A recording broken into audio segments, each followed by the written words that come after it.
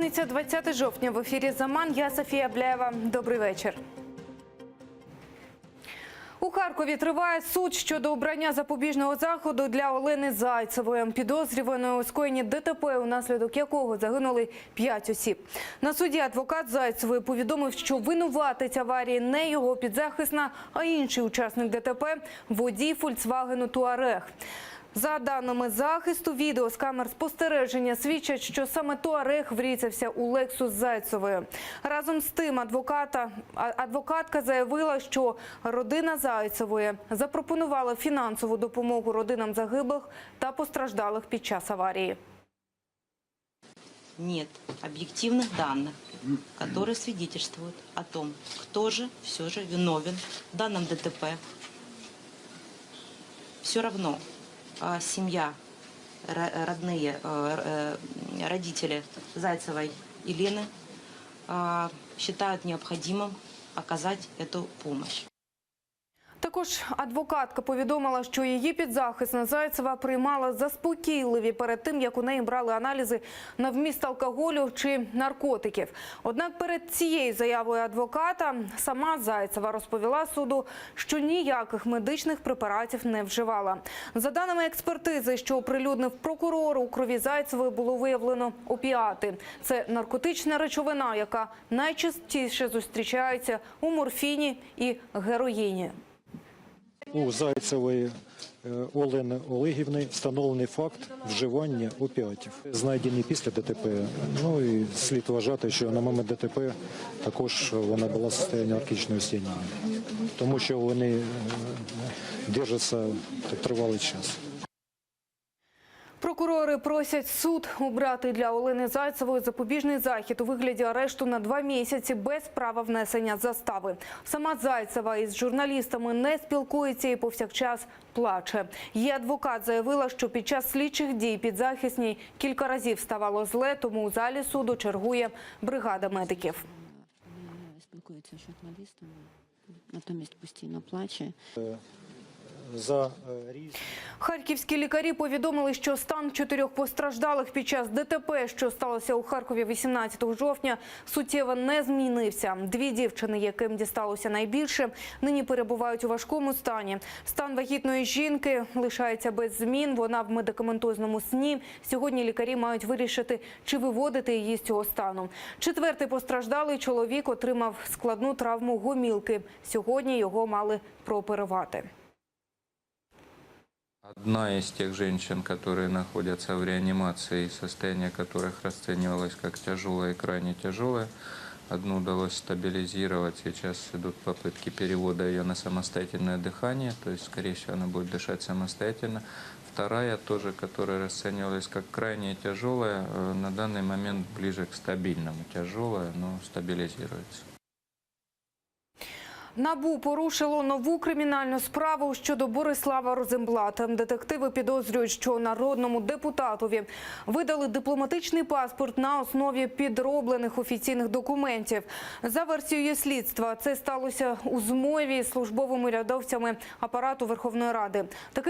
Таким чином Борислав Розенблат міг без перешкод виїхати за кордон. А саме зараз у Солом'янському суді Києва триває засідання, на якому розглядають клопотання антикорупційної прокуратури про покладання обов'язків на нардепа. А це носити електронний браслет, не виїжджати з Києва без дозволу слідчого і здати свої паспорти. Борислав Розенблат є фігурантом бурштинової справи. В діях Розенблата прокуратура вбачає ознаки зловживання впливом і хабарництва на загальну суму $280 тисяч. Депутата підозрюють в отриманні неправомірної вигоди за внесення до парламенту законопроєктів і вчинення інших дій, пов'язаних з видобутком бурштину в інтересах іноземної компанії.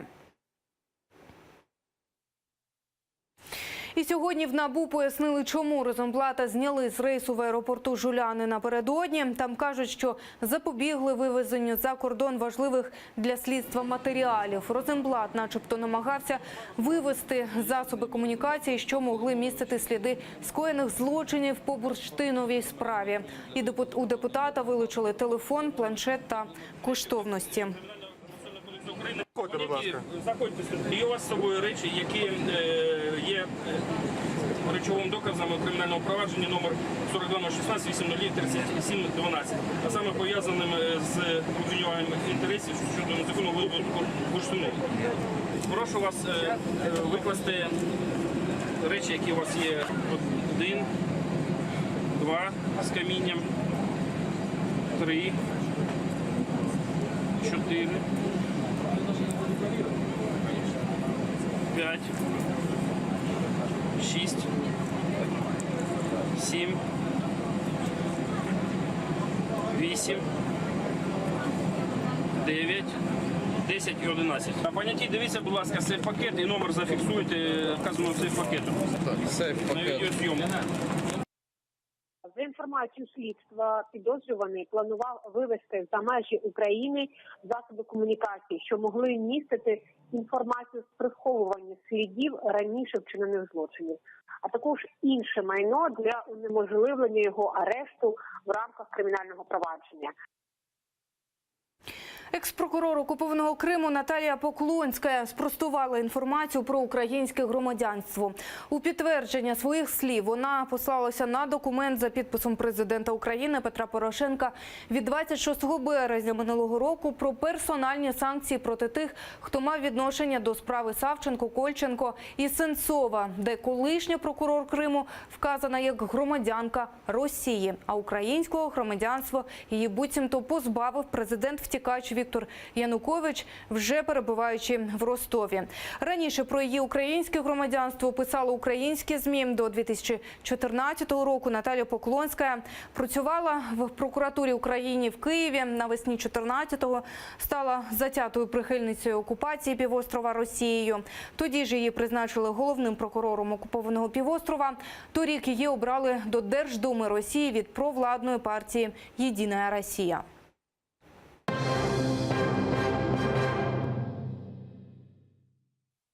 Захоплений Крим без права на протест. У Києві активісти презентували інфографіку про обшуки і облави на окупованому Росією півострові. Правозахисники і адвокати кажуть, що кримчани втратили навіть гарантоване право на мирні зібрання. Докладніше у нашому сюжеті. Призначити покарання – таке завдання суддів в окупованому Криму, розповідає правозахисниця Лілія Гремеджі. Вони працюють за вказівкою прокремлівського режиму і ще жоден суддя не виправдав ні одного активіста.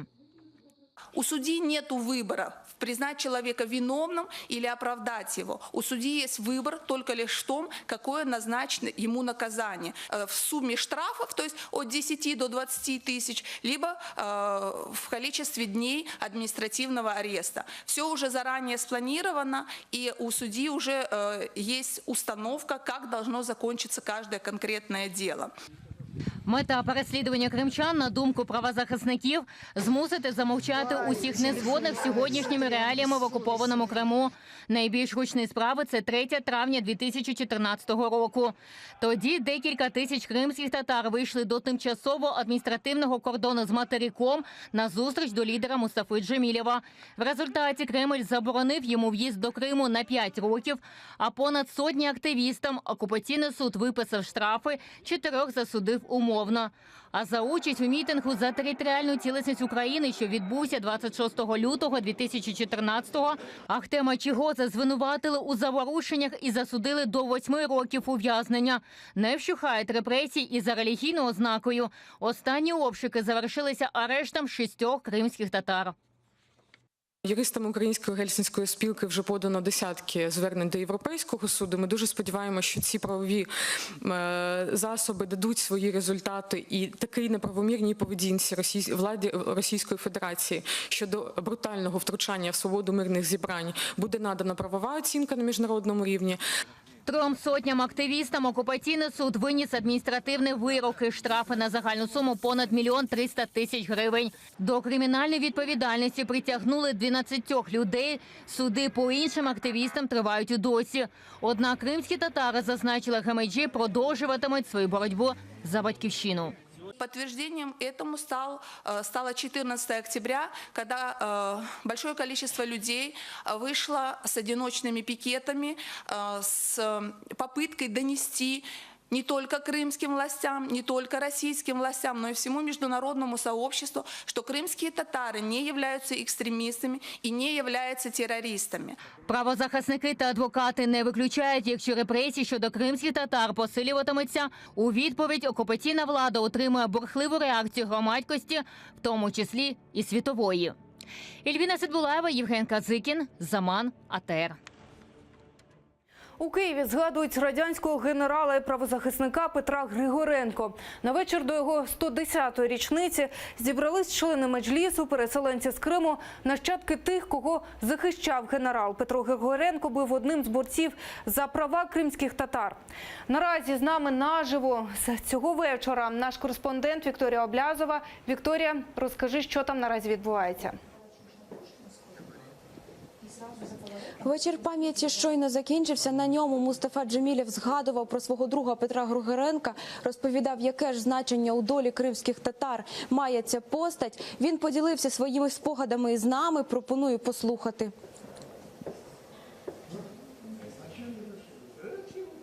Для крымских татар он имеет особое значение, потому что многие годы боролся, отстаивал права крымско-татарского народа. И я думаю, что он для крымских татар сделал больше, чем кто-либо даже из самих крымских татар. Благодаря ему тема крымских татар и законы против крымско-татарского народа стали известны всему свету. Мустафа Джемілєв розповів нам, що в 2006 році він казав Верховній Раді, аби прийняли закон, за яким Петра Григоренка визнали Героєм України. Втім, на жаль, цього не сталося. Нагадаю, що 16 жовтня, коли був день народження Петра Григоренка, у Сімферополі кримські татари покладали квіти під його пам'ятник. Софіє. Дякую, Вікторія. Це була наш кореспондент Вікторія Облязова. Докладніше про цей вечір ми розповімо вже у наступних випусках «Заман». Я прощаюся з вами до 20-ї. Не пропустіть далі на АТР програма «Ахшам». Будьте з АТР.